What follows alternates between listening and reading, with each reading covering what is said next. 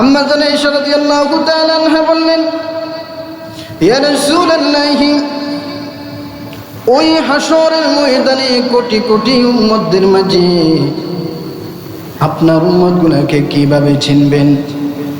ওই হাসরের ময়দানে তো আদম আলাইহিস সালামের উম্মত থাকবে, নূহ আলাইহিস সালামের উম্মত থাকবে,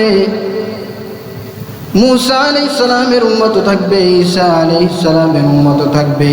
এত উম্মতের মাঝে আপনি আপনার উম্মতদেরকে কিভাবে চিনবেন?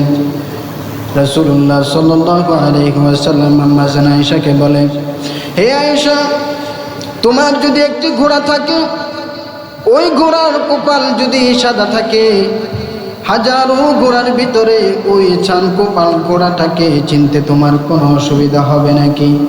ইয়া রাসূলুল্লাহ, ওই ঘোড়াটাকে খুঁজে বাহির করতে আমার কোনো অসুবিধা হবে না। রাসূলুল্লাহ বলেছেন, আমার যে উম্মত দুনিয়াতে 5 ওয়াক্ত নামাজের জন্য ওযু করেছে, ওযু করে নামাজ আদায় করেছে, আল্লাহকে সিজদা দিয়েছে, আমার ওই উম্মতগুলার ওযুর প্রত্যেকটি অঙ্গ প্রত্যঙ্গ থেকে নূর চমকাতে থাকবে। আমি নবী ওই নূরগুলা দেখে দেখে তাদেরকে বাছাই করে জান্নাতে নিয়ে যাব।